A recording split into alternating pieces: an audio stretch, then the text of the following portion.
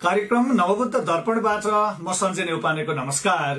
कार्यक्रम नवबुद्ध Darpan prime FM 104.5 megahertz र नवबुद्ध नगरपालिका भकुण्डे बेसीको संयुक्त प्रस्तुति हो। कार्यक्रम नवबुद्ध दर्पण प्रत्येक हप्ताको शनिबार साँझ 7 बजेदेखि 7:30 बजेसम्म प्रसारण हुँदै आइरहेको छ। कार्यक्रम नवबुद्ध दर्पणलाई यहाँले फ्रिक्वेन्सी ब्यान्ड सँगसँगै इन्टरनेट अनलाइनबाट पनि सुन्न सक्नुहुनेछ। कार्यक्रम नवबुद्ध दर्पणमा हामी नवबुद्ध नगरपालिकाभित्र हुने गरेका विकास निर्माणका गतिविधिहरू, धार्मिक एवं पर्यटकीय स्थलको बारे जानकारी, नगरपालिकासँग सरकार राख्ने विभिन्न सरकारवाला व्यक्तिसँग गरिएको कुराकानी, नगरपालिकाले नगरवासीहरूका लागि जारी गरेका सार्वजनिक सन्देश लगायत विविध विषयहरू प्रस्तुत गर्दै आइरहेका छौं। आजको कार्यक्रम नवबुद्ध दर्पणको यो श्रृंखलामा हामी नवबुद्ध नगरपालिकाका प्रमुख प्रशासकीय अधिकृत राजन पौड्याल ज्यूसँग नवबुद्ध नगरपालिकाले आर्थिक वर्ष 2078-79 का लागि तयार पारेको नीति कार्यक्रम बजेटका विषयमा केन्द्रित रहेर छलफल गर्नेछौं। साथै नवबुद्ध नगरपालिकाको विकास निर्माणका सन्दर्भमा पनि छलफल गर्नेछौं। हामी कार्यक्रममा नवबुद्ध नगरपालिकाका प्रमुख प्रशासकीय अधिकृत राजन पौडेलज्यूलाई स्वागत गर्दछौं। सर, यहाँलाई कार्यक्रम नवबुद्ध दर्पणमा स्वागत छ। हस्, धन्यवाद। नवबुद्ध नगरपालिकाले आर्थिक वर्ष 2078-79 को लागि बजेट नीति तथा कार्यक्रम सार्वजनिक गरिसकेको अवस्था छ। विषय प्रवेश यहीबाट गरौं। यो वर्षको बजेट नीति तथा कार्यक्रममा विशेष प्राथमिकतामा चाहिँ के परेका छन्, जानकारी गराइदिनुस् न। धन्यवाद। यो वर्ष साबिक वर्षहरूमा जस्तै नवबुद्ध नगरपालिकाले समयमा नै बजेट नीति तथा कार्यक्रम सार्वजनिक गरिसकेको छ र यो वर्ष सार्वजनिक गरेको बजेट नीति तथा कार्यक्रमहरूमा विशेषतः हामीले अहिले हाम्रो नवबुद्ध नगरपालिकाको नाराको रूपमा अगाडि बढाएको कृषि, व्यापार, पर्यटन यिनै विषयहरू हुन् र यिनै विषयहरूलाई फेरि पनि अगाडि बढाउने गरेका कार्यक्रमहरू समावेश भएका छन् र बढीभन्दा बढी कृषिको क्षेत्रमा, रोजगारीको क्षेत्रमा, पर्यटनको क्षेत्रमा बढीभन्दा बढी फोकस गर्ने गरेको कार्यक्रमहरू हामीले अगाडि बढाएका छौं। यहाँहरूको नारामै कृषि, व्यापार र पर्यटन भनेर राख्नु भएको छ र यो कोरोना भाइरसको महामारीले चाहिँ पर्यटन उद्योग यस्ता व्यवसायहरू पनि धराशायी बनेको अवस्था छ। यहाँहरूले यो वर्षको नीति तथा कार्यक्रममा यस्ता चाहिँ उद्योगहरूलाई, व्यवसायहरूलाई प्रोत्साहन गर्नको लागि कस्ता नीतिहरू ल्याउनु भएको छ? निश्चय नै हामी अहिले कोरोना-19 को कहरमा छौं र कोरोना-19 को कारणले गर्दा हाम्रो कृषि, हाम्रो व्यापार, हाम्रो पर्यटन असाध्यै नराम्रोसँगले थिलो भएको छ र हामी यसको चपेटामा परेका छौं। तर एउटा कुरा के छ भने नवबुद्ध नगरपालिकाको हकमा कुरा गर्नुहुन्छ भने हामी फेरि उठ्नु छ। यदि हामी फेरि उठ्छौं भने हाम्रो लागि फेरि पनि सम्भावनाको क्षेत्र हामीले खोज्दाखेरि चाहिँ कृषि, पर्यटन, व्यापार नै हो। यस अर्थमा हामीलाई चाहिँ कृषकहरूलाई बढीभन्दा बढी लाभ हुने खालका कार्यक्रमहरू, व्यापार गर्नका लागि हामीका भएका सम्भावनाका क्षेत्रहरू, कृषि क्षेत्रका लागि विशेष ढंगले पहिचान गरेका कार्यक्रमहरू अथवा पर्यटन क्षेत्रलाई अगाडि बढाउनका लागि खोजिने विषयहरू, यिनै विषयलाई अगाडि बढाउनुको विकल्प छैन। यसकारणले योसँग जोडिएका क्षेत्रगत विषयगत कार्यक्रमहरू चाहिँ हामीले सँगसँगै समावेश गरेका छौं। यहाँहरूले युवाहरूलाई पनि कृषिमा संलग्न गराउनको लागि कृषिमा युवा नवप्रवर्तनका कुराहरू ल्याउनु भएको छ। के हुन्छ सर खास यसमा, यो पनि बताइदिनुहोस् न। अहिले हामीले दुईटा कुरालाई फोकस गरेका छौं। एउटा चाहिँ रिटर्निज, वैदेशिक रोजगारबाट फर्केका जति पनि युवाहरू हुनुहुन्छ, वैदेशिक रोजगारीबाट फर्केका युवाहरूलाई लक्षित गर्दै ती युवाहरूसँग चाहिँ कृषिको क्षेत्रमा, पर्यटनको क्षेत्रमा अथवा व्यापारको क्षेत्रमा विदेशको एक्सपोजर नलेज पनि छ उहाँहरूसँग। त्यो ज्ञानलाई पनि हामीले प्रयोग गर्न सक्ने गरी उहाँहरूलाई हामीले तालिम दिने, अन्तर्क्रियाहरू गर्ने विगत वर्षमा पनि हामीले त्यो गरेका थियौं। अहिले चाहिँ नेपाल सरकारले पनि के भनिरहेका छ भने युवाहरूले स्वरोजगारको कार्यक्रम अगाडि बढाइरहँदाखेरि चाहिँ न्यूनतम भन्दा न्यूनतम ब्याज दरमा ऋण दिने भनिरहेको छ। त्यो ऋण दिने कार्यक्रमलाई हामीले अगाडि लान सकिरहँदाखेरि हामी भोलिको दिनमा के गर्न सक्छौँ भन्नुहुन्छ भने त्यसलाई लगेर चाहिँ रोजगारीसँग कृषिसँग जोड्न सकिन्छ र अहिले हाम्रो लागि ठूलो सम्भावनाको क्षेत्र किनभने छ यो कृषिमा र पर्यटनमा भन्नुहुन्छ भने काठमाडौँको नजिक भएको र हाम्रो उत्पादन सहज ढंगले बिक्न सक्ने अवस्थामा रहेको हुँदाखेरि युवाहरूले यसमा परिचालन गर्ने सञ्चालन गर्ने त्यो कार्यक्रम चाहिँ हामीले गरिरहेका छौँ। जस्तै यहाँले भन्नुभयो विदेशबाट सिप बोकेर यति बेला स्वदेश फर्कनेहरूको पनि ठूलो लहर छ, थुप्रै जनसङ्ख्या छ हैन। यहाँले सहुलियत ब्याज दरको कुरा गरिरहँदाखेरि सस्तोमा ऋण पाउने कुरा गरिरहँदाखेरि चाहिँ आम नागरिकले नगरवासीहरूले कहिलेकाहीँ के गुनासो गर्नुहुन्छ भने हाम्रो भनिदिने मान्छे कोही छैन, अब अलिकति पहुँच पुगेकाहरूले मात्रै पाउँछन् भन्ने खालको गुनासो पनि यदाकदा सुनिन्छ। नवोदय नगरपालिकामा त्यो हुन्छ कि हुँदैन? आम नागरिक सबैले बराबर तरिकाले त्यो सहुलियत ब्याज दरमा पाउने ऋण जसले प्रक्रिया पूरा गरेर आउँछ पाउँछ कि पाउँदैन? निश्चय नै पाउनुहुन्छ। जसले त्यो प्रक्रिया पूरा गर्नुहुन्छ। अहिले त के भनिन्छ भने उहाँले ल्याएको प्रपोजल हेरेर ब्याङ्कले ऋण दिने हो हैन। त्यसैले हामीले के गर्यौं भन्नुहुन्छ भने त्यो जो मानिसहरू जो चाहिँ लगानी गर्न चाहन्छन् तिनीहरूसँग प्रपोजल लेख्न सक्ने ज्ञान पनि छैन नि। त्यसैले हामीले विगत वर्ष पोहोरको वर्ष यो वर्ष के गर्यौं भने युवाहरू जो स्वरोजगारमा जान चाहनुहुन्छ उहाँलाई सबैभन्दा पहिले हामीले त प्रपोजल लेख्ने तालिम दिउँ। सबैभन्दा पहिले हेर्नुहोस् कि प्रपोजल लेख्ने तालिम दिइसकेपछि उहाँले प्रपोजल लेख्नुभयो, प्रपोजल लेख्न सिक्नु पनि भयो। लेखेको प्रपोजल अब हामीले सेल गर्न सक्छौँ ब्याङ्कमा गएर। त्यो प्रपोजल बमोजिमको कार्यक्रमहरू यदि उहाँले लन्चिङ गर्नुहुन्छ भने ब्याङ्कले उहाँलाई सहज ढङ्गले ऋण दिन्छ।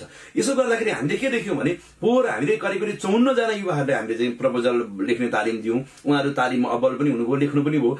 अब आज 54 जना युवाहरूले यदि अब यो वर्ष ऋण प्राप्त गर्नुभयो भने 54 जनाले कम्तीमा एउटा फर्ममा 5 जना मान्छेलाई मात्रै रोजगारी दिनुभएको छ भने पनि 54 × 5 जना मान्छेलाई हामी रोजगारी सिर्जना गर्न सक्छौँ। त्यसो भयो भने अरू मान्छेहरूलाई पनि हामी चाहिँ कृषिको अथवा पर्यटनको अथवा पशुको उत्पादनको चाहिँ मूल प्रभावमा एकीकरण गर्न सक्छौँ। त्यो सम्भावना चाहिँ हामीसँग छ। त्यसकारणले गर्दा हामीले कुरा खोजेका छौँ। अर्कोतर्फ हामीले के खोजिरहेका छौँ भन्नुहुन्छ भने राष्ट्रिय युवा परिषदको समन्वयमा हाम्रो अशोक खनाल सदस्यको हाम्रो कार्यकारी उपाध्यक्ष हुनुहुन्छ नवोदय नगरपालिकाको, त्योसँग हामीले चाहिँ एउटा माथिको एउटा विद्यालयलाई चाहिँ त्यो युवा नवप्रवर्तन कार्यक्रम गर्नको लागि हामीले त्यो विद्यालय हस्तान्तरण गरेका छौँ। उहाँले लगाउनु भएको छ। त्यसमा गयो भने चाहिँ भोलिका दिनमा हाम्रो कृषिमा कस्ता क्षेत्रहरू हामी समेट्न सक्छौँ, कस्तो कुराको चाहिँ हामी ब्रान्डिङ गरेर बेच्न सक्छौँ, त्यो कुराको खोजी गर्ने काम चाहिँ अहिले हामीले गरेका छौँ। त्यसो हुँदाखेरि यो मूल प्रभावमा कोही अटाउँदैन कि भन्ने कुराको पिर गर्नु पर्दैन। जो मानिसहरूसँग क्षमता छैन त्यसलाई हामी सँगसँगै क्षमतावान पनि बनाउँछौँ, क्षमतावान भएका मान्छेहरूलाई अगाडि ल्याउने काम पनि गर्छौँ। यो दुईटै काम सँगसँगै चलिरहन्छ। यहाँहरूले कृषिलाई विशेष जोड दिइरहँदाखेरि प्रविधि मैत्री पनि बन्न खोजिरहनु भएको छ। यहाँहरूले डिजिटल कृषिको कार्यक्रमलाई पनि अगाडि लगिरहनु भएको छ। हाम्रो भूगोल हेरेर हाम्रा नगरवासीहरूको जुन एउटा सिकाइ अथवा हाम्रो चेतनाको स्तर हेरेर त्यो डिजिटल कृषिको अवधारणालाई कार्यान्वयन गर्न गाह्रो छैन? छैन। अहिले हामीसँग ठूलो स्ट्रेन्थ के छ भन्नुहुन्छ भने चाहिँ हरेक किसानको हातमा एउटा स्मार्टफोन छ कि। अनि स्मार्टफोन गर्दाखेरि के भइदियो भने कृषिमा अहिले देखिएको ठूलो समस्या भनेको बिचौलियापना हो कि। जो किसान जो उत्पादनमा लाग्छ, उत्पादन गर्ने व्यक्तिले मूल्य कम प्राप्त गर्ने र बीचको मिडल म्यानले बढीभन्दा बढी बिचौलियाले बढीभन्दा बढी मूल्य प्राप्त गरिरहँदाखेरि किसानहरूलाई उत्पादनमा हेरासमेन्ट भयो, उनीहरू चाहिँ उत्साहित हुन सकेनन् भन्ने कुरा खोजिरहेको छ। यो कुरालाई निरुत्साहित गरौँ भन्ने कुरा गर्नका लागि चाहिँ हामीले कृषिको एप्स बनाएका छौँ। यसो गर्दा के हुने भने हरेक किसानलाई आज कृषि वस्तुहरूको उपजहरूको मूल्य कति छ भन्ने कुराको थाहा हुन सक्ने भयो। अब मौसमहरू कस्तो हुने रहेछ, यो सिजनमा कस्तो बाली लगाउनु उपयुक्त हुने रहेछ भन्ने कुरा थाहा भयो। कुन खालको माटो गुणस्तरीय हुँदो रहेछ, कुन माटोमा कस्ता खालका वस्तुहरू उत्पादन गर्ने भन्ने कुरा थाहा भयो। यही काम गर्नको लागि अहिले हामीले नवोदय नगरपालिकामा माटोको जाँच गर्ने गरेको प्रयोगशाला स्थापना गरेका छौँ। त्यहाँ कुनै पनि किसान दाजुभाइले आफ्नो माटोको नमुना ल्याउनु भयो भने हामी परीक्षण गरिदिन्छौँ। त्यसो हुँदा के हुने भयो भने उहाँहरूले मेरो माटोमा यस्ता वस्तुहरू चाहिँ बढीभन्दा बढी उत्पादन हुन सक्ने रहेछन्, यो वस्तुको उत्पादनको सम्भावना मसँग धेरै हुने रहेछ भन्ने कुराको खोजी गर्न सक्नुहुन्छ। यसो हुँदाखेरि चाहिँ हामी कृषिलाई प्रविधिसँग सँगसँगै जोडिरहेका छौँ। जबसम्म कृषिलाई प्रविधिसँग जोड्न सक्दैनौँ तबसम्म कृषिको उन्नयन हुँदैन भन्ने कुरा जानेरै यो काम गरिएको हो। नवबुद्ध नगरपालिकाले यो पटक पाडी वितरणको कार्यक्रम, कृषकलाई मौरीका ढार वितरणका कार्यक्रम, यस्ता कार्यक्रमहरू पनि लिएर आएको छ। अन्य कार्यक्रमहरू जुन कृषकलाई लाभदायी हुन्छन् के छन् सर? अहिले हामीले खोजेका 3-4 कुरा छन्। यो वर्ष हामीले भैँसीको पाडी थोरै वितरण गर्ने कार्यक्रम गर्यौं। वार्ड नम्बर 8, 9, 10, 11 र 1 मा अब यो वर्षलाई यो कार्यक्रमलाई फेरि पनि निरन्तरता दिने गरी कार्यक्रम अगाडि बढ्ने भनेका छौँ। वार्ड नम्बर 4 र 5 मा हामीले उन्नत जातका पार्टीहरू, बोयर जातिका पार्टीहरू वितरण गर्ने कार्यक्रम गरेका छौँ। अहिले दलित आय आर्जनको कार्यक्रममा वार्ड नम्बर 2 ले भर्खरै मात्रै पार्टी वितरण गर्ने कार्यक्रम समापन गरिसकेका छ। वार्ड नम्बर 3 मा अथवा अरू सबै वार्डहरूमा मौरीको घार वितरण गर्ने कार्यक्रम गरेका छौँ हैन। अनि पकेट कार्यक्रम अन्तर्गत कुनै वार्डमा हामीले च्याउ खेतीलाई प्रवर्धन गर्ने कार्यक्रम गरेका छौँ। कुनै वार्डहरूमा हामीले चाहिँ टनेल बनाएर चाहिँ खेती गर्ने कुरा अगाडि बढाएका छौँ। र यो वर्ष हामीले के पनि भनेका छौँ भने एउटा किसानले 50 भन्दा बढी टनेल राख्नुहुन्छ अथवा चाहिँ 50 भन्दा बढी चौपाया राखेर चाहिँ यदि उहाँले चाहिँ कृषि उपजलाई उत्पादन गर्नुहुन्छ यदि भने हामी उहाँलाई नगरपालिकाको तर्फबाट परिचय पत्र दिन्छौँ। तपाईँ चाहिँ हाम्रो माथिल्लो खालको कृषक हो है, तपाईँ हाम्रो चाहिँ बढी लगानी गर्ने कृषक हो भन्ने कुराको पहिचान पनि दिन्छौँ। त्यसो हुँदाखेरि किसानले चाहिँ गर्व पनि गर्न पाउँछ, ल है मैले बढीभन्दा बढी लगानी गरेको छु, मैले लगानी गरेको आधारमा मेरो नगरपालिकाले मलाई पहिचान दिएको छ भन्ने कुराको अनुभूति हामी उहाँलाई दिलाउन सक्छौँ। त्यसो हुँदाखेरि अरूमा पनि यो कार्यक्रम सँगसँगै गइरहेको छ। अहिले भैँसी पाल्ने किसानहरूको हामीले चिया कटर अनुदान वितरण गरिरहेका छौँ। खेती गर्ने किसानहरूको लागि 50% अनुदानमा यो मिनी टिलर जोत्ने खालको चाहिँ मिनी टिलर अहिले वितरण गर्ने कार्यक्रम गरिरहेका छौँ। यसले फेरि पनि निरन्तरता दिइरहेका छौँ। त्यसैले यो खालका वितरणमुखी कार्यक्रमहरू पनि अनि वितरणमुखी सँगसँगै प्रवर्धनात्मक कार्यक्रमहरू पनि, यी दुईटै कार्यक्रमहरू चाहिँ समानान्तर ढङ्गले हामीले अगाडि लगिरहेका छौँ। स्थानीय सरकारलाई चाहिँ कस्तो पनि आरोप लाग्ने गरेछ भने पहुँचका आधारमा यस्ता चीजहरू वितरण हुन्छन्, अर्थात् मैले भन्न खोजेको पाडी पाउनेले मौरीको घार पनि पायो र सधैँ एकै खालका किसानहरूले मात्रै यस्ता अनुदानका अथवा सहुलियतका चीजहरू नगरपालिकाबाट पाइरहन्छन्। राजनैतिक पहुँचका आधारमा पनि यस्तो हुन्छ भनेर कहिलेकाहीँ अन्य कृषकहरूको पनि गुनासो सुनिन्छ। नवोदय नगरपालिकाको हकमा तपाईँहरूले यस्तो गुनासोको सम्बोधन गर्नु परेको अवस्था छ कि छैन? निश्चय पनि छ, यस्ता गुनासाहरू आउँछन्, तर हामी सचिएर जाने हो। अघि कहिलेकाहीँ गर्दै जाँदाखेरि सामान्य मानवीय त्रुटिहरू हुन सक्छन्, मानवीय ढङ्गले भएको हुनसक्छ। तर पछिल्ला दिनमा हामीले के गरेका छौँ भने वडा अध्यक्षज्यूहरूले यसलाई कार्यक्रमको खोजी गरिरहँदाखेरि पनि अघिल्लो कार्यक्रममा समावेश भएको मान्छेलाई नदोहोऱ्याउने खालको पोलिसी हामी कहाँ छ। अघि त्यसो हुँदाखेरि जसले अहिले चाहिँ मौरीको घार प्राप्त गर्नुभएको छ उहाँले भैँसीको पाडी प्राप्त गर्नुहुन्न, जसले चाहिँ भैँसीको पाडी प्राप्त गर्नु छ उहाँले चाहिँ के अरे उन्नत जातिको पाठी प्राप्त गर्नुहुन्न। त्यसैले सम्भव भएसम्म हामीले खोजेको विषय के छ भने एउटा मान्छेलाई पटक पटक लाभकारी बनाइँदैन, हाम्रो नीति त्यही हो। त्यस आधारमा चाहिँ यो काम खोजिएको छ। अनि अहिले चाहिँ वार्ड नम्बर 11 मा केसम्म गरियो भने निश्चित समूहका मानिसहरूलाई, गरिबीको समूह भएका मान्छेलाई सुरुमा सूचीकृत गरियो। त्यसमध्ये पनि हाम्रो त सीमित संख्यामा वितरण गर्नुपर्ने थियो। त्यसमा कसैलाई भेदभाव नहोस् भन्ने कुरा खोजेर त्यहाँ के गरियो भनेदेखि चाहिँ चिट्ठा गरियो, गोला प्रथा गरियो होइन। त्यसो हुँदाखेरि के भन्यो भने यो राजनीतिक पहुँचको आधारमा दिइयो भन्ने खालको चाहिँ आरोप नलागोस् भन्नका लागि त्यो काम गरिएको। किनभने वार्डमा भएका गरिबीको रेखामुनि रहेका मानिसहरूको सबैलाई पनि पहिचान गरियो। पहिचान गरेका सबै मान्छेलाई हामी पुग्न सकेनौँ। त्यो नसकेपछि निश्चित वर्गलाई लाभको लागि बनाऊ, तर के आधारमा दिने त उसलाई होइन। भोलि हामीले चाहिँ जातका आधारमा अथवा राजनीतिक रङका आधारमा विभेद गर्यो भन्ने नहोस् भन्नका लागि सबैलाई चाहिँ समान ढङ्गले व्यवहार गर्नका लागि चिट्ठा गरियो र चिट्ठा परेको आधारमा वितरण गरिएको छ। तर जसलाई चिट्ठाबाट लाभान्वित बनाइएको छ तिनीहरूलाई फेरि अर्को पटक यो लाभ दिइँदैन, उहाँले अर्को वस्तु प्राप्त गर्न सक्नुहुन्न, त्यो कन्डिसन छ। जसले यो पटक नगरपालिकाले ल्याएका विभिन्न कार्यक्रमहरूमा उहाँहरूको सहभागिता भयो, अब अर्को पटक अन्य कृषकहरूले पाउनुहुन्छ अरू कार्यक्रम? निश्चय पनि यसमा शङ्का छैन। एकैछिन स्वास्थ्यको पनि कुरा गरौँ प्रमुख प्रशासकीयज्यू। कोरोना महामारीले यति बेला विश्व नै थला परेको अवस्था छ। नवोदय नगरपालिकाले धेरै प्रयासहरू स्वास्थ्यको हकमा पनि नवोदय नगरपालिकामा गरेको नै हो। धेरैले यसको प्रशंसा पनि गर्नु भएको छ। मेथिनकोट अस्पताललाई प्रादेशिक अस्पताल बनाउनेदेखि लिएर थुप्रै सफल कार्यक्रमहरू पनि भए। यति हुँदाहुँदै पनि हामी अझ कहीँ कतै चुकेको अवस्था देखियो। यहाँहरूले यो वर्षको नीति कार्यक्रम तथा बजेटमा स्वास्थ्यलाई विशेष के गर्नु भएको छ, कसरी अगाडि बढाउने योजना गर्नु भएको छ? किनभने यस्ता महामारी फेरि पनि नआउलान् भन्न सक्ने अवस्था भएन। विशेष स्वास्थ्यमा के छ? दुईटा कुरा हामीले अहिले पनि गरेका छौँ। अहिले नवोदय नगरपालिका र रुसी गाउँपालिकाको संयुक्त सहकार्यमा जनक क्याम्पसमा आइसोलेसन वार्ड स्थापना गरिएको छ। त्यहाँ अहिले धेरै नागरिकहरूले सेवा प्राप्त गरिसक्नु भएको छ। आज पनि हामीका झन्डै 15-16 जना नागरिकहरू, दुईटै पालिकाका 15-16 जना नागरिकहरू त्यहाँ वार्डमा रहनु भएको छ। अहिलेसम्म हेर्दाखेरि त्यहाँको रेस्पोन्स, नागरिकहरूले गर्नुको रेस्पोन्स राम्रै छ, नराम्रो छैन। सँगसँगै अहिले हामी कहाँ केही चुनौतीहरू पनि छन् स्वास्थ्य क्षेत्रमा। समग्र ढङ्गले विश्व आफैमा चुनौतीको चपेटामा गुज्रिरहँदाखेरि हामी चुनौतीमा नरहने भन्ने कुरा रहँदैन। अहिले मेथिनगढ अस्पताललाई प्रादेशिक अस्पताल भनिएको छ, तर हेर्नुहुन्छ भने त्यहाँको अवस्था स्वास्थ्य चौकीको जस्तै छ, किनभने त्यहाँ चाहिने जनशक्ति, त्यहाँ चाहिने इक्विपमेन्ट हामीले प्राप्त गर्न सकेका छैनौँ। एकातिर इक्विपमेन्ट प्राप्त गर्न सकेका छैनौँ भने अर्कोतिर इक्विपमेन्ट प्राप्त गर्यौँ हामीले कहीँबाट भन्यो भने त्यसलाई अपरेट गर्ने मेन पावरको अभाव हामीले देखिरहेका छौँ। अब नागरिकहरू अहिले हामीलाई चाहिँ मेथिनगढ अस्पतालमा आइसियू चाहियो भन्नुहुन्छ, जबकि हामीले आइसियू त परै जाओस्, अहिले तत्कालै गएर हेर्नुहुन्छ भने एक्सरेसम्म पनि हामीले राम्रोसँग अपरेट गर्न सकेका छैनौँ।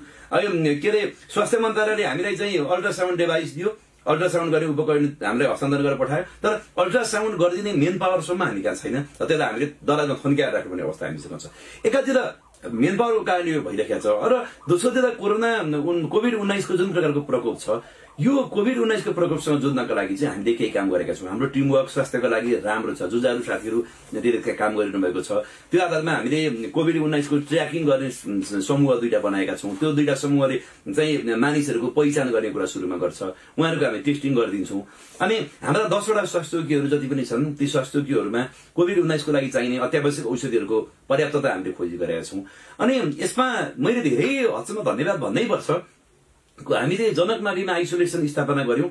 सुरुको सेटअप गर्दाखेरि चाहिँ हामीले खर्च लाग्यो, बेडहरू हामी लग्यौं, सुरुको औषधि हामी लग्यौं, अरू काम हामीले गर्यौं। तर त्यहाँदेखि पछाडि दाताहरूले दिनुभएको सामग्रीले हामी चलेका छौँ। जस्तो पिपी हामीले थप किन्नु परेको छैन। सुरुमा एक सेट हामीले किन्यौं, चाहिने आधारभूत किन्यौं, त्यहाँदेखि किन्नु परेको छैन। पिपी, मास्क अथवा ग्लोभ्स अथवा अरू यस्ता वस्तुहरू चाहिँ हामीले धेरै मात्रामा खरिद गर्नु परेको छैन कि मनकारी संस्थाहरूले, मनकारी दाताहरूले हामीलाई सहयोग गर्नुभएको छ। त्यही आधारमा हामी चलेका छौँ र त्यो आधारमा हाम्रा स्वास्थ्य चौकीहरूमा यो कामका लागि चाहिने सबै अत्यावश्यक वस्तुहरूको पर्याप्तता निर्माण गरिएको छ। पूर्व तयारी यसमा भएको छ। कोभिड-19 को कारणले अझ धेरै मान्छे भिक्टिम भइहाले भने त्यो अरू धेरै आइसोलेसन भवनका लागि अरू विद्यालयहरू, अरू सामुदायिक भवनहरूलाई हामीले पूर्व तयारी अवस्थामा राखेका छौँ। यसो भइरहँदाखेरि चाहिँ हामी अब अहिले चाहिँ फेरि बजारमा तेस्रो लहरको कोभिड-19 को चर्चा चलिरहँदाखेरि चाहिँ यदि तेस्रो लहरको कोभिड-19 आएछ भने पनि हामी त्योसँग सामना गर्न सक्ने गरी विपद व्यवस्थापन कोषमा बजेट पनि राखेका छौँ हामीले यो वर्ष, र त्यो खालको पूर्व तयारी चाहिँ हामीले गरेका छौँ। यहाँले तेस्रो लहरको कुरा अलिकति जोडिहाल्नुभयो प्रमुखज्यू। शिक्षा क्षेत्र पनि यति बेला कोरोना भाइरसले आक्रान्त भएको अवस्था छ र तेस्रो लहरको भेरिएन्ट विश्वमा फैलाउँदै गर्दा चाहिँ यसले बालबालिकालाई निकै ठूलो असर पार्छ भन्ने समाचारहरू सार्वजनिक भइरहेको अवस्था छ। यस्तो अवस्थामा बालबालिकाको सिकाइलाई प्रभावकारी बनाउनको लागि कसरी अगाडि बढ्ने योजना लिएको छ नमोबुद्ध नगरपालिकाले? अहिले हामीले चाहिँ डिजिटल नमोबुद्धको अवधारणा हामीसँग छ। यसमा नेपाल दूरसञ्चार प्राधिकरणले आरडीटीएफ भन्छ, यो चाहिँ ग्रामीण क्षेत्रमा दूरसञ्चारको विषय लैजाने गरी यसलाई हामीले सहयोग गर्छु भन्ने वचन पनि हामीलाई प्राप्त भएको छ। यो आरडीटीएफ को फन्डिङ हामीलाई भइरहँदाखेरि चाहिँ हामीले अहिले पनि हाम्रा सबै वार्डहरूमा इन्टरनेटको पहुँच पुर्याएका छौँ। सबै माध्यमिक विद्यालयहरूमा हामीले इन्टरनेटको पहुँच पुर्याएका छौँ। त्यसो हुन सक्दाखेरि भोलि हामी अरू सबै विद्यालयमा इन्टरनेटको पहुँचमा पुर्याउँछौँ। यसो भइदियो भने हामीले वैकल्पिक तरिकाबाट शिक्षण सिकाइ क्रियाकलाप सञ्चालन गर्न सक्छौँ। अब अहिलेको अवस्था हेर्दाखेरि चाहिँ बालबालिकाहरूलाई बढीभन्दा बढी असर पर्ने अवस्था देखिन्छ। फेरि विद्यालय भनेको चाहिँ असाध्यै संवेदनशील क्षेत्र पनि हो। विद्यार्थीहरू समूहमा बसेर पढ्ने, त्यसको कारणले गर्दाखेरि यो सर्वरोगहरूको वितरण हुने, ट्रान्समिसन हुने रेट पनि असाध्यै उच्च हुने भइरहँदाखेरि चाहिँ विद्यालय सञ्चालन गर्दाखेरि हुन सक्ने सम्भाव्य जोखिमको हामीले पूर्वानुमान र आकलन गरेका पनि छौँ। यही कुरालाई खोजी गरेर अहिले हामीले खोजेको विषय भने चाहिँ वैकल्पिक शिक्षा प्रणाली। यसमा 2टा उपायहरू छन्। एउटा उपाय भनेको हाम्रो शिक्षिका साथीहरू विद्यार्थीहरूको पहुँचमा जानुहुन्छ, टोलहरूसँग पुग्नुहुन्छ र त्यहाँ गएर सिकाउने काम गर्न सक्नुहुन्छ। दोस्रो बाटो भनेको चाहिँ हामीले भर्चुअल माध्यमबाट, इन्टरनेटको माध्यमबाट विद्यार्थीलाई काम गर्ने कुरा गर्छौँ। अब कतिपय ठाउँमा अहिले हामीले गरेर हेर्दा चाहिँ देखिएको पनि छ, जस्तो यो रेडियोबाट चाहिँ टेलिभिजनबाट पनि विद्यार्थीलाई लक्षित गरेर कार्यक्रमहरू सञ्चालन गरिएको, त्यसबाट पनि विद्यार्थीहरू लाभान्वित हुने गरेको प्याकेज हामीले खरिद गर्न सक्छौँ। जस्तो त्यसै गरी मिडास भयो, यी विषयहरूलाई चाहिँ विद्यार्थीसम्म पहुँचमा पुर्याउन सकियो यदि भने त्यो काममा लाँदाखेरि चाहिँ वैकल्पिक शिक्षा शैक्षिक प्रणाली पनि हामीसँग मजबुत हुन सक्छ। त्यसो हुँदाखेरि विद्यार्थीहरूको समय लस हुने, नष्ट हुने सम्भावनालाई चाहिँ कम गर्न सकिन्छ भन्ने हामीले ठानेका छौँ। नवबुद्ध नगरपालिकाले आर्थिक वर्ष 2078-79 को नीति कार्यक्रम सार्वजनिक गरिरहँदाखेरि सामुदायिक विद्यालयको शैक्षिक गुणस्तरतालाई विशेष प्राथमिकतामा पनि राखेको छ। तर सामुदायिक विद्यालयमा विद्यार्थी र अभिभावकको आकर्षण घट्दो क्रममा छ। एकातर्फ नगरपालिकाले सामुदायिक विद्यालयको शैक्षिक गुणस्तरता वृद्धि गर्ने कुरामा विशेष प्राथमिकतामा राखिरहँदाखेरि सामुदायिक विद्यालय अगाडिबाटै निजी बोर्डिङका निजी शिक्षालयका सवारी साधन चाहिँ खचाखच विद्यार्थी लिएर जान्छन्। किन हामीले सामुदायिक विद्यालयतर्फको यो शैक्षिक गुणस्तरतातिर हामीले अभिभावकको मन जित्न सकेनौं, विद्यार्थीको मन जित्न किन सकेनौं? धन्यवाद यो प्रश्नका लागि। यसमा यस्तो छ दुईटा विषयहरू। जबदेखि हामीका निजीकरणको अभ्यास सुरु हुँदै आयो, निजीकरणको अभ्यास सुरु भइसके धनी सम्पन्न हुने मान्छेहरूले छोराछोरीलाई बोर्डिङ स्कुलमा पढाउनु पर्छ भन्ने खालको लहर सिर्जना हुँदै आयो। त्यसो कारणले गर्दाखेरि बोर्डिङ स्कुलमा पढाउने विषय चाहिँ शिक्षाको लागि मात्रै नभएर ग्ल्यामरको लागि पनि विकास हुँदै आएको थियो वास्तवमा चाहिँ। अहिले तपाईँले हेर्नुभयो भने हाम्रा कतिपय विद्यालयहरू यस्ता भएका छन् कि जसमा भर्ना गर्नका लागि चाहिँ जोड गर्नुपर्ने, सोर्स ल्याउनुपर्ने अवस्थामा छ। आज पनि तपाईँले जनक माविको अथवा जनक क्याम्पसको अवस्था गरी हेर्नुभयो भनेदेखि जनक क्याम्पस र जनक मावि भनेको त्यहाँ वरिपरिका बोर्डिङ स्कुलमा धेरै हदसम्म अब्बल छ। धेरै, यो दावाका साथ मैले भन्न सक्छु कि जनक मावि अरू बोर्डिङ स्कुलमा धेरै मात्रामा अब्बल छ कि शिक्षण शिक्षा क्रियाकलापको दृष्टिकोणले, भौतिक पूर्वाधारको दृष्टिकोणले, विद्यार्थीहरूको अतिरिक्त क्रियाकलापको दृष्टिकोणले अब्बल छ।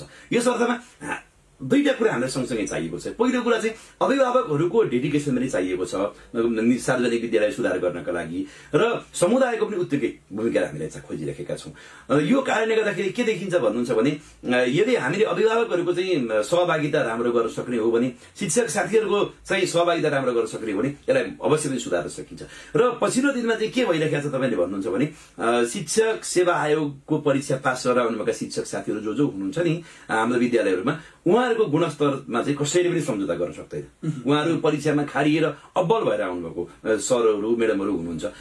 त्यो शिक्षकलाई चाहिँ हामीले विगतमा जसरी हामीले चाहिँ यो अस्थायी शिक्षक राख्ने अथवा चाहिँ अरू पाटोमा खोजिरहेका थियौँ त्योभन्दा धेरै हदसम्म सुधारिएर गएको अवस्था छ। त्यसैले पछिल्लो दिनमा तपाईँले अहिले ग्रामीण भेगमा हाम्रो जस्तो भेगमा हेर्नुभयो भने चाहिँ नागरिकहरूको आकर्षण सरकारी विद्यालयमा बढ्दै गएको छ। यो गतिलाई अझै हामीले बढाउने हो भने यो चाहिँ विगतमा केही वर्ष पछाडि चाहिँ बोर्डिङ स्कुलमा जाने विद्यार्थीलाई हामीले अवश्य पनि आकर्षित गर्न सक्छौँ। यहाँले भन्नुभयो जस्तो शिक्षण सिकाइ क्रियाकलापको मामलामा पनि सामुदायिक विद्यालयहरू धनी छन्। अहिले त देखिन्छ संरचनागत रूपमा पनि सामुदायिक विद्यालयहरू असाध्यै धेरै मजबुत देखिन्छन्। केही निजी विद्यालयहरू भन्दा सिक्ने जुन लोकसेवा आयोगबाट परीक्षा पास गरेर आउने प्रक्रिया असाध्यै जटिल छ र निखारिएर आउने प्रक्रिया हो। यति हुँदाहुँदै पनि किन अभिभावकहरूले विश्वास नगर्नु भयो? यस्तो छ, यसमा चाहिँ अभिभावकहरूलाई हामीले विश्वासको वातावरण दिलाउने काम हाम्रो हो, विद्यालयको हो, त्यसै गरी शिक्षक साथीहरूको पनि हो होइन, उहाँहरूले विश्वासको वातावरण बनाउने हो। त्यसकारणले बिस्तारै बिस्तारै हामीले जित्दैछौँ। मन जित्न सक्नको लागि समय लाग्दो रहेछ। बिस्तारै हामीले जित्ने वातावरणको सिर्जना हुँदै गएको छ। त्यसैले गर्दाखेरि ग्रामीण भेगहरूमा चाहिँ होइन सरकारी विद्यालयमा पनि उस्तै खालको पढाइ हुन्छ भन्ने खालको ट्रेन्ड चाहिँ विकास हुँदै गएको छ। केही हदसम्म परिवर्तनहरू भएका छन्। विद्यालयहरू नमुना विद्यालयको रूपमा अगाडि बढेका छन् होइन। अनि त्यसै गरी हामीले चाहिँ त्यो काममा अगाडि लाने गरेका छौँ। तर यसो भनिरहँदाखेरि एउटा कुरा चाहिँ हामीले आँक्न मिल्दैन। हामी सार्वजनिक निकाय सरकारी निकाय भइरहँदाखेरि चाहिँ हाम्रो ध्यान चाहिँ त्यसो भन्नुको मतलब हामी सरकारी स्कुलमा मात्रै पढ्नका लागि प्रोत्साहित गर्छु भन्ने होइन। राज्यले लिएको नीति भनेको चाहिँ सरकारी, निजी र सामुदायिक सहकारी, यो तीनटै कुरा हामीले फोकस गरेको छ। यो अर्थमा निजी क्षेत्रमा पढ्ने विद्यार्थीहरूको पनि गुणस्तरीयता बढ्नुपर्छ नै भन्छु हामी फेरि। यसो भनिरहँदाखेरि है, यसो भनिरहँदाखेरि निजी विद्यालयमा पढ्ने विद्यार्थीहरूको पनि गुणस्तरीयता बढ्नुपर्छ भन्ने कुरा खोज्छौँ। तर यसो भनिरहँदाखेरि सरकारी स्कुलमा विद्यार्थीको आकर्षण कसरी बढाउने भन्ने कुरा पनि हामी सँगसँगै सोध्छौँ होइन। त्यसैले यो दुईटा कुरा खोजिरहँदाखेरि चाहिँ पछिल्ला दिनहरूमा सरकारी स्कुलमा पनि जुन प्रकारको भौतिक पूर्वाधार छ यसले गर्दाखेरि विद्यार्थीहरू लोभिने अवस्था चाहिँ सिर्जना हुँदै गएको छ। त्यसमा चाहिँ शङ्का मान्नु पर्दैन। प्रमुख प्रशासकज्यू, एकैछिन विकास निर्माणको कुरा गरौँ न। हामी यति बेला चालु आर्थिक वर्षको अन्तिममा पनि छौँ। थुप्रै पालिकाहरूले आफ्ना कार्यक्रम नीतिहरू सार्वजनिक गरिरहँदाको अवस्थामा अघिल्लो अर्थात् यो हाम्रो चालु आर्थिक वर्षको 65-70% भन्दा बढी रकम सकिएको अथवा त्यो बजेट सकिएको अवस्था छैन। अझै थुप्रै प्रतिशत बाँकी छ। हामीले असारे बजेटको यो नीतिलाई लामो समयदेखि अझै पनि सुधार्न सकिरहेका छैनौँ। नवबुद्ध नगरपालिकाको अवस्थामा नगरपालिकामा विकास निर्माणको अवस्था कस्तो छ अहिले हेर्दा? धन्यवाद। यसमा यस्तो छ, अहिले हामीले विकासलाई केसँग मापन गर्यौं भन्ने कुरा महत्त्वपूर्ण कुरा हो। यदि हामी विकास र प्रगतिलाई हामीले गरेको खर्चसँग मात्रै मापन गर्छौं भने त बेग्लै बाटो हो। तर विकास बेग्लै बाटो हो भने हामीले गरेको आर्थिक खर्च, आर्थिक भार बेग्लै विषय हो। जस्तो कतिपय हाम्रा बाटाहरू अहिले निर्माण भइसकेका छ, तर प्रगतिमा हेर्नुहुन्छ भने 30% देखिन्छ, किनभने हामीले भुक्तानी 30% मात्रै गरेका छौँ। त्यसमा हामीलाई आउने बजेट भनेको प्रदेशको बजेट छ, संघको बजेट छ, कतिपय बजेट निकासा हुनै बाँकी छ अझै पनि। त्यसैले बजेट समयमा निकासा नहुँदाखेरि पनि हामीले भुक्तानी दिन सकेका छैनौँ। हाम्रो भौतिक प्रगति भएको छ तर वित्तीय प्रगति भएको छैन। त्यसकारणले राज्यलाई पनि अहिले समस्या के छ भने कोभिड-19 अरू कारणले गर्दाखेरि राज्यले पनि पर्याप्त मात्रामा कर चाहिँ उठाउन सकेको छैन। त्यसले गर्दा हामीलाई हुने निकासा पर्याप्त मात्रामा आइरहेको छैन। त्यसले गर्दाखेरि पनि हाम्रो आर्थिक प्रगति चाहिँ कमजोर देखिएको छ। भौतिक प्रगतिको अवस्थामा हेर्नुहुन्छ भने हामीले करिब 80% भौतिक प्रगति गरेका छौँ अहिलेसम्मको मितिमा। 80% भौतिक प्रगति भएको छ, तर वित्तीय प्रगतिको बाटोमा गएर हेर्नुहुन्छ भने आज दिउँसोसम्म मैले हेरेँ हामीले झन्डै 65%सम्म वित्तीय प्रगति हासिल गरेका छौँ। यो ग्याप किन भइरहेको छ भन्नुहुन्छ भने करिब हाम्रो इन्जिनियर साथीको हातमा 30-40 वटा फाइलहरू छन्, भुक्तानी गर्नुपर्ने फाइलहरू, इभ्यालुएसन गर्ने भुक्तानी गर्ने फाइलहरू छन्। कतिपयको इभ्यालुएसनको काम सकिसकेको छ, भुक्तानी मात्रै कम बाँकी छ। त्यसैले यो बीचमा चाहिँ संघबाट आउने पैसा पनि हामी कहाँ रिलिज हुने, प्रदेशबाट आउने पैसा पनि रिलिज हुने, हाम्रो आन्तरिक आम्दानी जुन थियो त्यो पनि यही समयमा बढीभन्दा बढी उठ्ने भएको कारणले गर्दाखेरि हामीले भुक्तानी गर्ने मात्रा चाहिँ बढीभन्दा बढी यो समयमा हुँदो रहेछ। त्यसैले पनि हाम्रो प्रगति कम देखिएको। दोस्रो कुरा चाहिँ के हुन्छ भन्नुहुन्छ भने हामीलाई कतिपय बजेटहरू आउने भनेकै हामीलाई चाहिँ के अरे फागुनमा चैतमा बजेट निकासा भएर आएका छन्, बजेटको सुनिश्चितता भएको छ। फागुनमा बजेटको सुनिश्चितता भयो भने हामीले चैतमा टेन्डर प्रक्रिया अगाडि बढाएका छौँ। चैतमा टेन्डर प्रक्रिया अगाडि बढाउँदाखेरि यसको प्रक्रियागत कुरा पूरा गर्दाखेरि काम सुरु गर्दा वैशाख लागेको छ। त्यो बीचमा कोभिड-19 कारणले गर्दाखेरि पनि ठेकेदारहरूले चाहिँ काम सुरु गर्न सक्नु भएको छैन।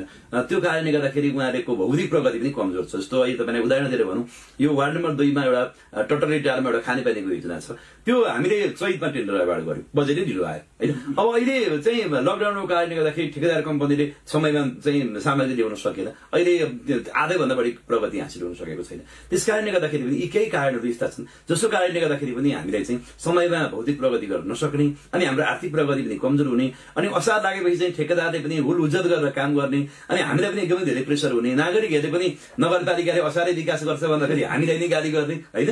किनभने स्वाभाविक हो, नागरिकहरूले यसो हेर्दाखेरि त झमझम पानी परेको छ, हामीले बाटो पिच गर्न ठिक पारेका छौँ, झमझम पानी परेको छ, हामीले खोलामा ड्याम बनाइरहेका छौँ होइन। त्यसैले नागरिकहरूको तर्फबाट हामीलाई औँलो ठड्याइनु चाहिँ म नकारात्मक मान्दिनँ कि, किनभने यो नागरिकहरूको चेतनाको स्तर बढ्दै गरेको रहेछ है भन्ने कुराको रूपमा बुझ्नुपर्छ, उहाँले नै हो हामीलाई खबरदारी गर्ने। त्यसैले यसलाई हामी सकारात्मक ढङ्गले लिन्छौँ, तर हाम्रा पनि केही बाध्यताहरू चाहिँ छन्।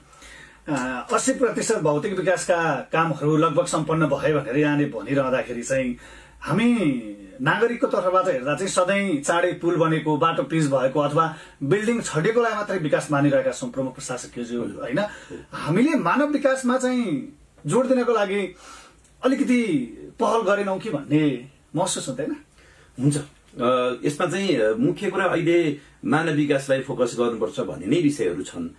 कुनै समयमा विकासलाई मापन गर्ने कुरा भनेको चाहिँ भौतिक प्रगति, आर्थिक प्रगतिको हिसाबमा विकासलाई मापन गरिन्थ्यो। अहिले गएर चाहिँ विकासलाई मापन गर्ने उपाय भनेको चाहिँ भौतिक प्रगति, आर्थिक प्रगति होइन, मानिसहरूको प्रगति कति भयो भन्ने कुरालाई खोजिनुपर्छ भन्ने कुरा चाहिँ जान्दछौँ। मैले अघि हजुरलाई निवेदन गरेँ कि उपभोक्ता साथीहरूले हामीलाई हाम्रो खानेपानी आयोजना कहिले बन्छ भनेर प्रश्न गर्न पटक पटक दैनिक धारा आउनुहुन्छ होइन। नागरिकहरू यो खोलामा बनेको ड्याम चाहिँ, तिमीले बनाएको ड्याम चाहिँ हाम्रो यहाँको भौगोलिक अवस्थाका आधारमा इन्जिनियरिङ डिजाइन बमोजिम भएन, तिमीले यहाँ कमजोरी गर्यो भन्दा हामीलाई औँला ठड्याउनुहुन्छ होइन। यो भनेकै केही हदसम्म चाहिँ मानवीय विकास हुँदै गएको रहेछ है भन्ने कुराको रूपमा बुझ्नुपर्छ क्या, यसलाई हामीले प्रगतिको रूपमा बुझ्नुपर्छ। तर यसो भनिरहँदाखेरि हामीले केही गर्दैनौँ भनेको होइन। जस्तो यो वर्ष हामीले लैङ्गिक हिंसाका घटनाहरूलाई कसरी कम गर्न सकिन्छ होइन, लैङ्गिक समतालाई कसरी अगाडि बढाउन सकिन्छ भन्नका लागि लैङ्गिक हिंसाका घटनालाई कम गर्ने गरेको सचेतनाको अभियान हामीले सञ्चालन गरेका छौँ। बालमैत्री नगर घोषणा गर्नका लागि बालबालिका सम्बन्धी कार्यक्रमहरू सँगसँगै अगाडि बढाएका छौँ। अपाङ्गता भएका मानिसहरूको लागि फोकस गर्ने त्यसै गरी कार्यक्रमहरू हामीले अगाडि लगेका छौँ। यसो गरिरहँदाखेरि चाहिँ सबै पक्षलाई समतामूलक ढङ्गले कार्यक्रमहरू सञ्चालन गरिनुपर्छ र सबै क्षेत्रको चाहिँ समान ढङ्गले उठान गर्ने विषय हुनुपर्छ भन्ने कुरालाई उत्तिकै ढङ्गले प्रोत्साहित गरिएको छ। यो आधारमा चाहिँ सफ्टवेयरका कार्यक्रमहरू पनि छन्। तर एउटा कुरा चाहिँ के रहेछ भन्नुहुन्छ भने जबसम्म हामीले पर्याप्त ढङ्गले आर्थिक विकास गर्दैनौँ तबसम्म यो मानवीय विकास पनि छायामा चाहिँ पर्दो रहेछ।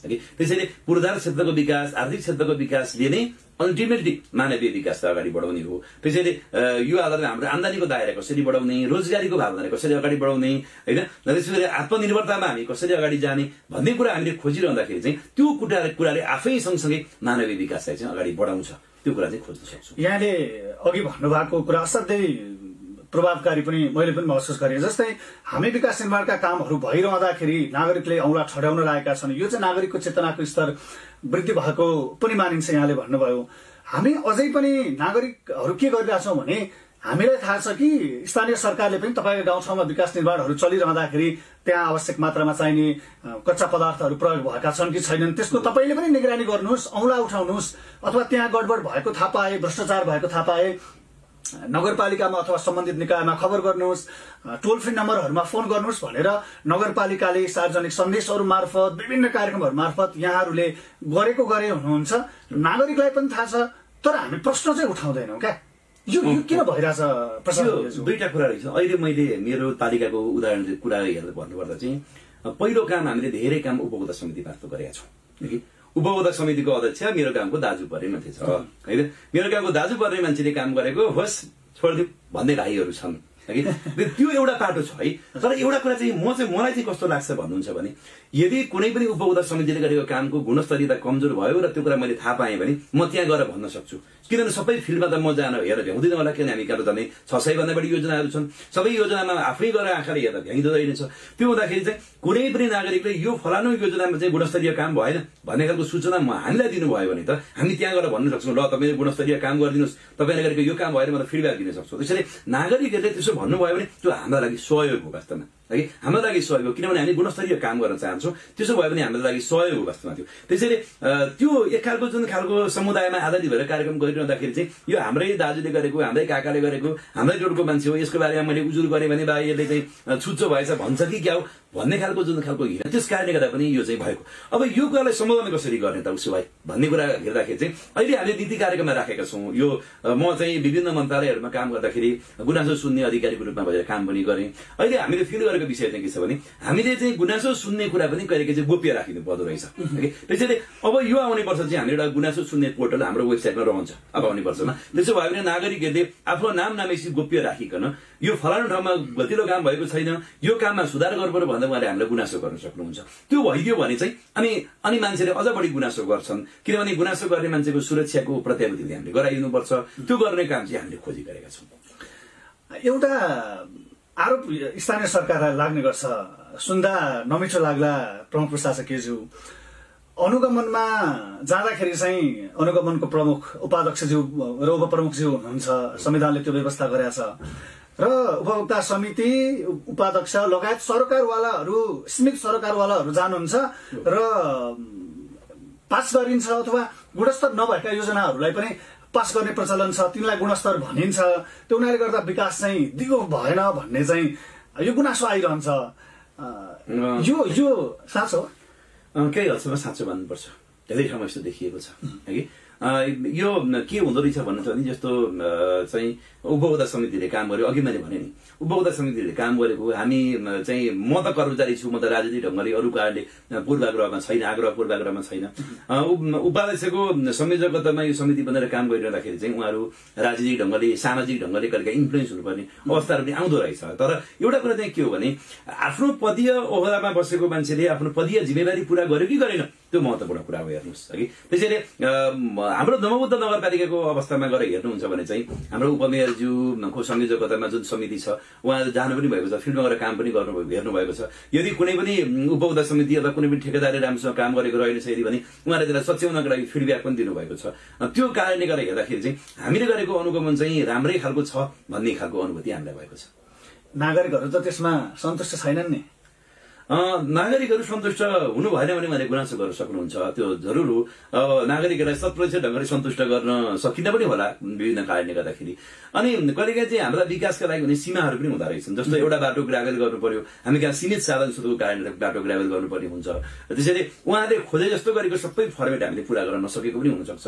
त्यस कारणले गर्दाखेरि पनि नागरिकहरूको असन्तुष्टिको स्वरहरू आउँदो रहेछन्। अनि मसँग आएका कतिको असन्तुष्टिहरू कस्ता छन् भनेदेखि उपभोक्ता समितिको अध्यक्ष त्यो भयो नि त, म हुन पाइनँ नि त, यसलाई उजुर गरिदिउँ भन्ने खालका कुराहरू पनि छन्। त्यसैले हामीले गएर हेर्दाखेरि जुन प्रकारको संरचना हामीले राज्यले बनाएको छ त्यो संरचनामा हामी सबैले आफ्नो छातीमा हात राखेर दत्तचित्त भएर आफ्नो जिम्मेवारी कसरी पूरा गर्ने भन्ने कुरा सोच्ने हो। त्यसैले उहाँले पूरा गरेको जिम्मेवारी मैले हेर्दाखेरि चाहिँ राम्रै गर्नुभएको छ जस्तो मलाई लाग्छ। नवबुद्ध नगरपालिकाले विकास निर्माणका गतिविधिहरूमा कहीँ कतै कमजोरी अपनाएको छैन भनेर बुझ्न सकिन्छ।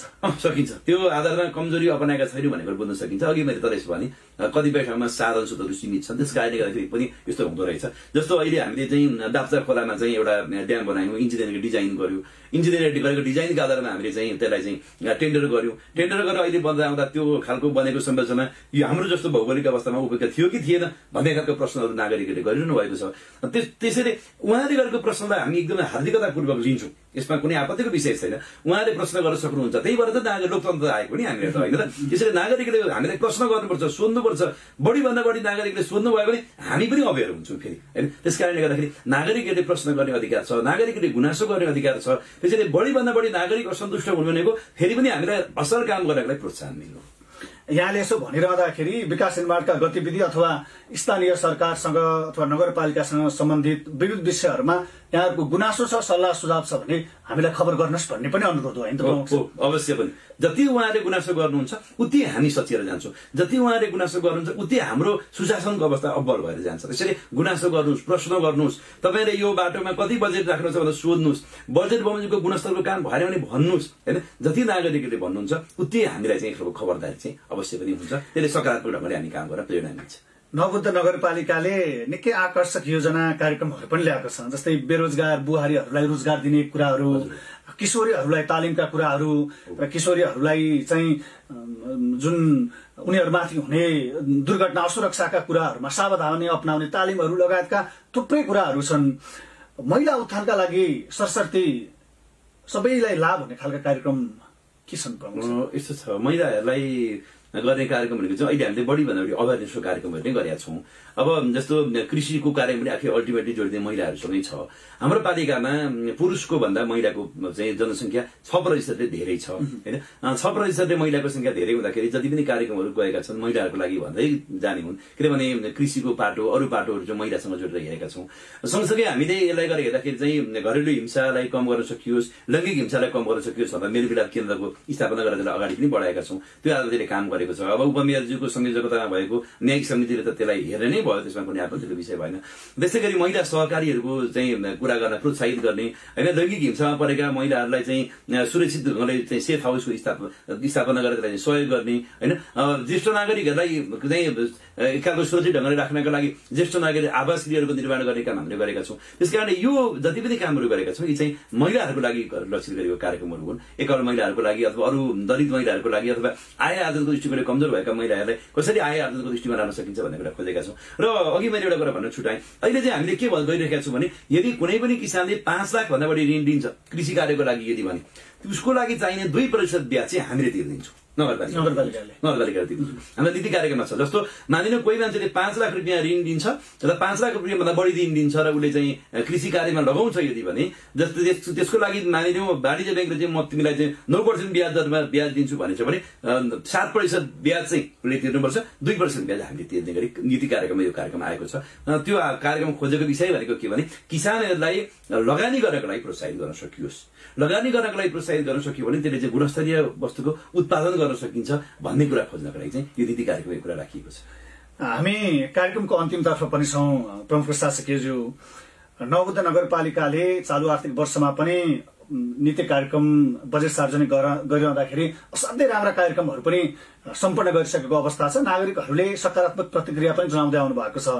यहाँले अघि भन्नुभयो जस्तो 100% प्रतिफल त भूगोलले गर्दा मौसम महामारी विविध कुराहरूले सकिँदैन पनि, होइन?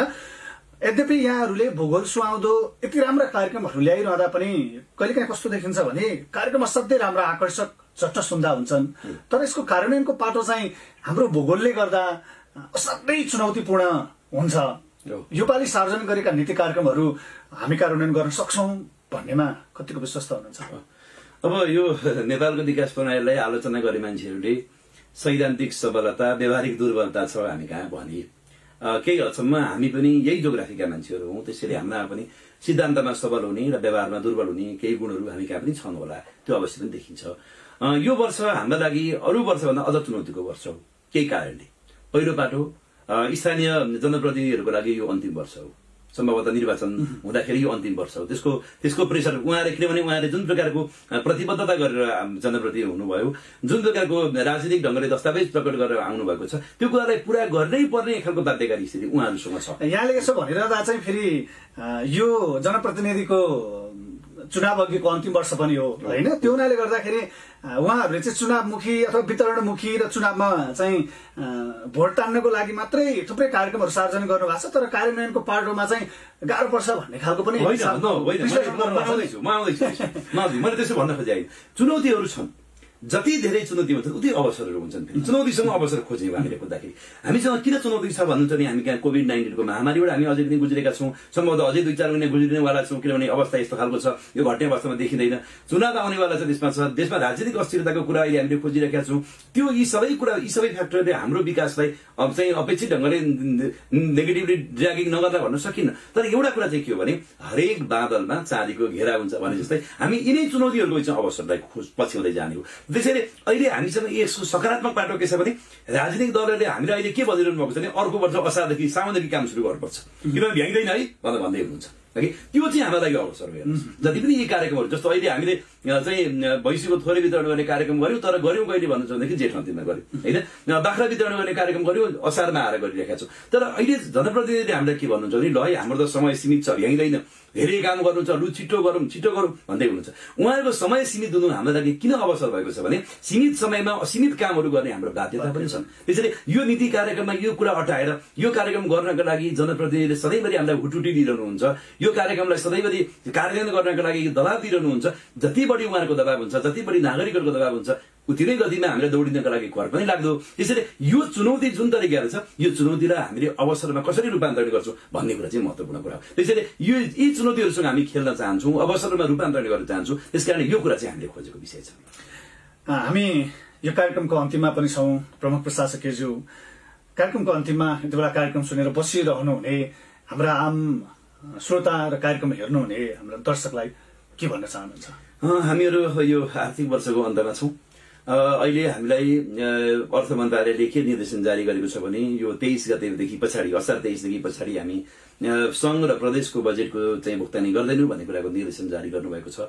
यो कार्यक्रम सुन्दै गर्नुभएका नवबुद्ध नगरपालिकाका अथवा अन्य नगरपालिकाका अथवा अन्य पालिकाका सबैजनालाई चाहिँ यो भुक्तानी हामी 23 गते पछाडि गर्न सक्दैनौँ भन्ने कुरा सुनाउन चाहन्छु। अब नगरपालिकाको बजेटको भुक्तानी त हामीले पछाडि पनि गर्न सकौँला, केही आपत्तिको विषय भएन। यो वर्ष हामीले कति कार्यक्रमहरू कार्यान्वयन गर्न सक्यौँ, हाम्रा कार्यक्रमहरू कस्ता रहे भन्ने कुराको फिडब्याक तपाईँहरूले हामीलाई दिनुहुनेछ। आगामी वर्षमा हामीहरू अझ दत्तचित्त ढङ्गले, अझ राम्रो ढङ्गले कार्यक्रमहरू कार्यान्वयन गर्नका लागि अगाडि जान चाहन्छौँ। यसमा जनप्रतिनिधिज्यूहरूको, त्यसै गरी नागरिक अगुवाहरूको, शिक्षकहरूको, विद्यार्थीहरूको, पत्रकारहरूको सबैको भूमिका उत्तिकै हुन्छ। उहाँ सबैको होस्टेमा हैसिए जान सक्यो भने हामी भोलि गन्तव्यमा सहज ढङ्गले जान सक्छौँ। एउटा मात्रै विकासको काम अगाडि बढाउन सक्दैन, सबैको उत्तिकै सहकारी हुन सक्यो भने हामी अवश्य पनि अब्बल हुन सक्छौँ, हामी विकास, प्रगति, उन्नतिमा अझै माथि जान सक्छौँ भन्ने कुराको विश्वास पनि दिन चाहन्छु। र यो कार्यक्रम सुनिदिनु भएकोमा र यो कार्यक्रममा मलाई पनि निमन्त्रणा गरेर नवबुद्ध नगरपालिकाका केही विषयहरू उठान गरिदिनु भएको र हाम्रा कामहरूको बारेमा चाहिँ बोल्ने मौका दिनुभएकोमा यहाँहरूलाई पनि धेरै धेरै धन्यवाद र आभार प्रकट गर्न चाहन्छु। यहाँ गएको मङ्सिरबाट मात्रै नवबुद्ध नगरपालिका आइपुग्नु भएको छ र यो छोटो समयमा यहाँले खेल्नु भएको भूमिका प्रति नवबुद्ध नगरपालिकाको विकास निर्माणका लागि नगरवासीहरूले यहाँलाई असाध्यै धेरै धन्यवाद पनि दिनुभएको छ र आगामी दिनहरूमा पनि कहीँ कतैबाट हामीले प्रश्न उठाउने ठाउँ नहोस् र विकास निर्माणमा यहाँको भूमिका अझै अब्बल होस्, हामी यहाँलाई शुभकामना पनि दिन चाहन्छौँ। र व्यस्त समय हामीलाई उपलब्ध गराइदिनु भएकोमा प्रमुख प्रशासकज्यू यहाँलाई विशेष धन्यवाद। धन्यवाद। भर्खरै यहाँले सुन्नुभयो नवबुद्ध नगरपालिकाका प्रमुख प्रशासकीय अधिकृत राजन पौड्यालज्यूसँग आर्थिक वर्ष 2078-79 का लागि सार्वजनिक भएको नीति कार्यक्रम तथा बजेट साथै नवबुद्ध नगरपालिकाको विकास निर्माणको सन्दर्भमा गरिएको कुराकानी। कार्यक्रम सुनिसकेपछि, हेरिसकेपछि यहाँलाई कार्यक्रमका बारे कुनै पनि सल्लाह, सुझाव, प्रतिक्रिया, गुनासो वा जिज्ञासा छन् भने यहाँले नवबुद्ध नगरपालिकाको कार्यालय भकुण्डे बेसी काभ्रे पलाञ्चोकमा वा प्राइम एफएम 104.5 मेगाहर्ज को कार्यालय बनेपा 7 तरकारी बजार काभ्रेमा पनि खबर गर्न सक्नुहुनेछ। कार्यक्रमको निर्धारित समय सकिने लागेको छ। प्राविधिक साथी रामचन्द्र दनुवारलाई हार्दिक धन्यवाद व्यक्त गर्दै अर्को साता फेरि पनि नवबुद्ध नगरपालिकाको विषयवस्तुसँग तयार पारिएको कार्यक्रम लिएर आउने बाछा गर्दै कार्यक्रम प्रस्तुता सञ्जय नेउपाने पनि बिदा माग्छु। नमस्कार, यहाँको साता शुभ बितोस्।